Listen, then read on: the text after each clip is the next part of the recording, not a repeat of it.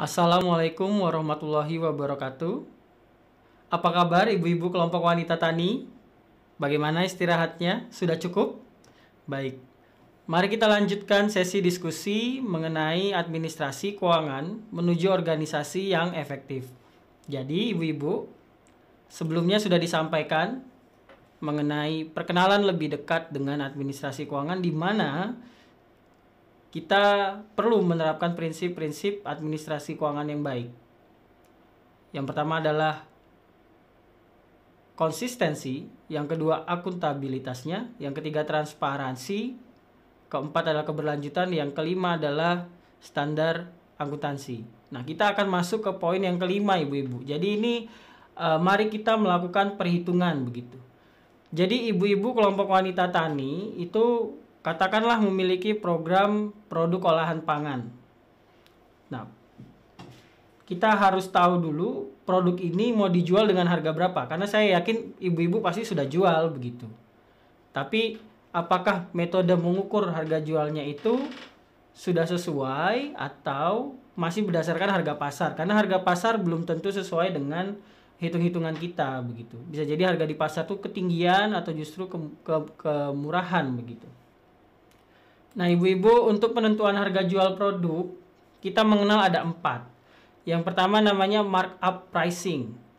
Jadi harga jual itu ditentukan dari penambahan antara biaya produksi per unit. Jadi untuk menghasilkan produk olahan per unitnya itu berapa, kemudian ditambah persentase keuntungannya. Katakanlah kita mau keuntungannya 20% begitu. Jadi total kita menghasilkan biaya untuk menghasilkan produk A 1000 dan kita mau untungnya 20%. Nah, kita bisa menaikkan. Atau kita mau pakai metode margin pricing. Yaitu adalah kita tentukan dulu harga jualnya. Harga jual sudah kita tentukan, baru kita cek dari harga jual tadi sebenarnya berapa sih persentase keuntungan kita. Nah, ternyata ketinggian. Ternyata harga jual ini saya bisa untung 70%. Nah, kalau 70% itu berarti ibu-ibu kan punya rentang yang cukup jauh untuk kemudian mengadakan program-program diskon dan sebagainya. Yang ketiga, value based pricing. Ini artinya penetapan harga berdasarkan nilai. Cara ini tidak dilakukan oleh kita sendiri gitu. Jadi kita berdasarkan persepsi pelanggan, calon pembeli terhadap produk yang kita jual. Menurut mereka berapa sih harga berapa kesediaan mereka untuk membeli produk kita gitu. Atau dikenal biasa willingness to pay.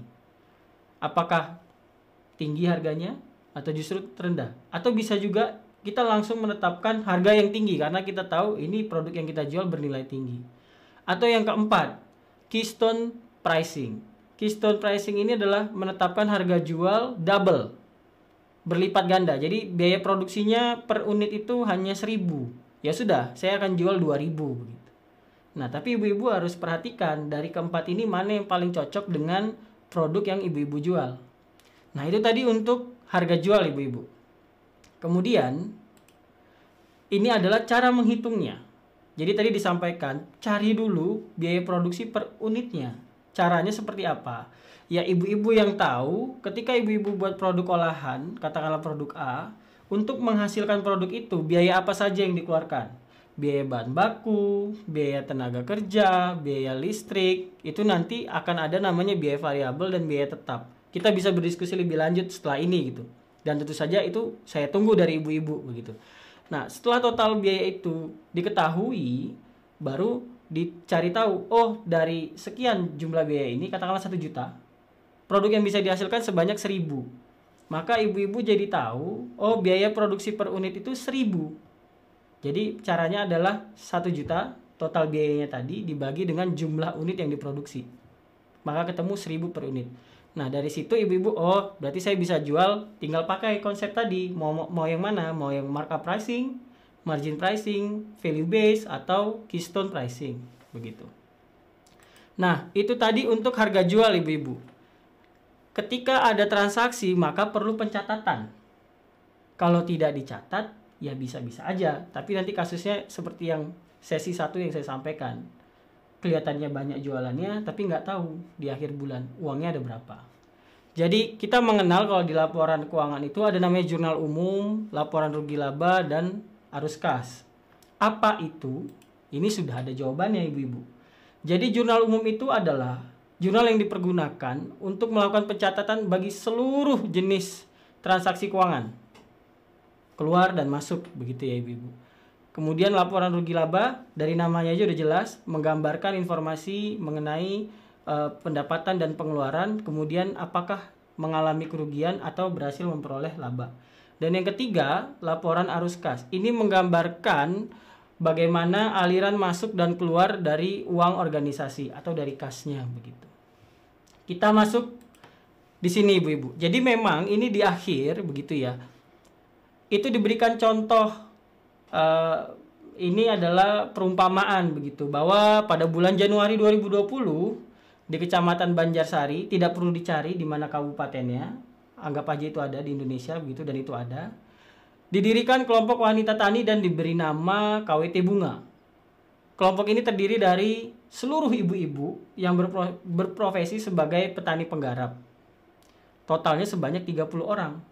Nah, pada umumnya kelompok wanita tani itu memiliki kebersamaan yang kuat sehingga di awal ada iuran. Nah, di sini dicontohkan iurannya per orang 100.000. Sehingga diperoleh berapa ibu-ibu modalnya? 3 juta, benar. Jadi total 3 juta sebagai modal awal berasal dari iuran. Kemudian KWT Bunga ini merasa, wah ini uang sayang kalau dibiarkan mengendap begitu. Yuk buat usaha gitu. Karena memang pasti salah satu tujuan KWT adalah aktualisasi diri dari ibu-ibu sekalian. Nah, di sini disebutkan bahwa usahanya olahan pangan. Karena mereka mau buat olahan pangan, maka butuh alat-alat gitu ibu. Akhirnya beli wajan, kompor, dan sebagainya senilai 1 juta. Nah, di sini ibu-ibu udah punya 2 informasi. Yang pertama modal awal 3 juta, yang kemudian beli peralatan 1 juta. Kemudian pada tanggal 10 Januari 2020, KWT itu berjualan. Jadi berjualan olahan pangan begitu. Kita simulasikan aja ada di suatu wilayah, di wilayah yang ramai, kemudian berhasil berjualan senilai 200.000. Nah, karena saat itu yang jaga standnya adalah anggota sendiri, maka tidak mungkin dong tidak dikasih upah. Masa hanya ucapan terima kasih sedangkan kita sedang berbisnis begitu. Sehingga diberikan upah yang setara kalau bekerja di luar, yaitu 50.000. Nah, kemudian ibu-ibu sudah punya 4 informasi. Modal awal, kemudian beli peralatan, kemudian hasil penjualan atau pendapatan, kemudian yang keempat adalah biaya upah karyawan. Nah, bagaimana kemudian menuliskannya ke dalam laporan keuangan yang terdiri dari 3 tadi untuk kasus sesi diskusi ini? Kita masuk ke jurnal umum. Jadi ibu-ibu di tabel ini di sini ada nama akun. Itu adalah terdiri dari 5. Harta, hutang, modal, pendapatan, dan beban. Dan ada D dan K. D dan K itu adalah debit dan kredit. Debit itu umumnya uang yang masuk, kemudian kredit adalah uang yang keluar. Kemudian ibu-ibu buat ke jurnal umum. Nah, ini ibu-ibu kalau dilakukan sangat membantu, tidak hanya untuk KWT sendiri, bahkan bisa untuk rumah tangga juga. Jadi tahu sebenarnya setiap hari saya ngeluarinnya berapa sih. Karena apa? Karena di jurnal umum itu kita butuh informasi tanggal. Tanggal apa? Tanggal transaksi. Tadi tanggal 2 itu transaksinya apa? Wah, tidak ada transaksi, itu hanya ada iuran. Nah, maka dicatat. Kalau dia iuran, berarti uang dari KWT bertambah. Dalam bentuk apa? Dalam bentuk kas. Jadi dibuat nama akunnya kas. Kemudian karena uang bertambah di debit 3 juta. Nah, pada kreditnya itu menjadi modal. Begitu, 3 juta. Kemudian pada tanggal 6 Januari 2020 tadi KWT Bunga itu beli kompor dan sebagainya. Nah, itu termasuk ke dalam pengeluaran. Tapi nama akunnya adalah peralatan. Peralatan senilai 1 juta. Apa yang berkurang? Kasnya berkurang senilai 1 juta. Kemudian pada 10 Januari 2020 itu berhasil berjualan senilai 200.000. Maka apa yang bertambah? Kasnya bertambah. Dari mana kas itu bertambah? Dari pendapatan. Kemudian di tanggal 10 Januari juga, itu poin keempat, kita bayar upah anggota yang berjaga tadi senilai 50.000. Maka pengeluaran kita adalah beban upah anggota. Dari mana ngambil posnya? Itu dari kas. Sehingga untuk jurnal umum yang perlu diperhatikan adalah totalnya ini antara debit dan kredit itu harus sama ibu-ibu. Dan dengan begini kita jadi tahu, oh ternyata kemarin kita bayar tenaga kerja 50.000. Ternyata hasil jualan kita itu 200.000. Itu. Namun jurnal umum ini apa yang paling krusial? Yaitu adalah nomor bukti ibu-ibu. Jadi kalau kita berjualan itu harus ada buktinya. Oh saya dapat 200.000. Iya, apa buktinya? Apakah buktinya nota penjualan? Atau tadi di sini ada peralatan senilai 1 juta. Itu juga harus ada buktinya ibu-ibu. Jadi di jurnal umum ini selain tanggal itu harus ada bukti. Bukti itu adalah nota pembelian atau nota penjualan. Pastikan ibu-ibu KWT ketika bertransaksi keluar membeli barang atau berjualan dengan orang lain itu ada nota pembelian dan nota penjualan. Itu menjadi bukti yang valid begitu. Selanjutnya ini mohon maaf ibu-ibu, video saya tidak kelihatan tapi semoga tidak mengurangi esensi. Setelah dari jurnal umum kita masuk ke laporan rugi laba. Di sini informasi apakah KWT tersebut mendapatkan untung atau justru rugi. Yang pertama informasinya adalah penjualan. Sudah diinformasikan tadi bahwa berhasil berjualan senilai 200.000 di sini.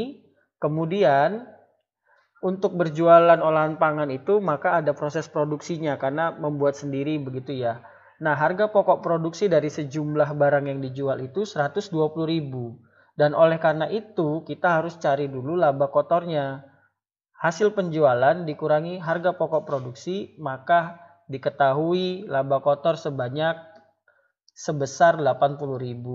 80.000 ini kemudian dikurangi biaya apa lagi yang kita keluarkan.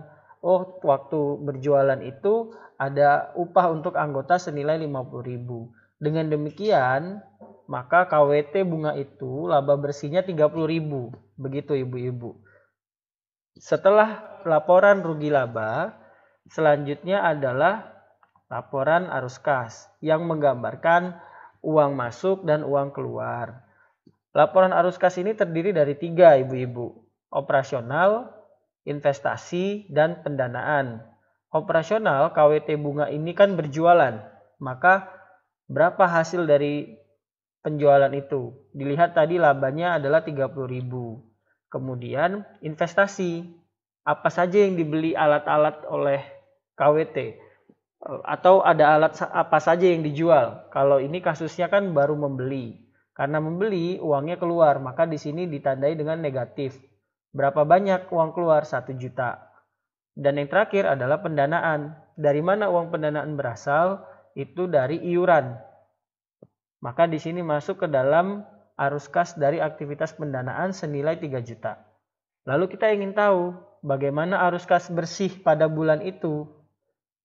Kita jumlahkan semuanya. Laba 30.000, untungnya penjualan tadi, kemudian dikurangi dengan uang yang telah dikeluarkan untuk beli alat senilai 1 juta, dan yang terakhir ditambahkan dengan uang iuran. Sehingga kita ketahui di akhir periode Januari 2020 itu ada uang sebanyak 2.030.000. Jadi ibu-ibu arus kas ini juga sama pentingnya dengan yang lain. Ibu-ibu bisa tahu berapa sih kas yang kita punya pada bulan ini. Nah, jadi itu ibu-ibu serangkaian informasinya. Saya harap kita bisa berdiskusi lebih lanjut. Dan ini ilmu yang disampaikan ini apabila ada manfaatnya bisa dipraktekkan begitu ibu-ibu. Namun apabila masih ada yang ingin ditanyakan, silahkan langsung menanyakan. Saya akhiri. Terima kasih atas perhatiannya. Wassalamualaikum warahmatullahi wabarakatuh.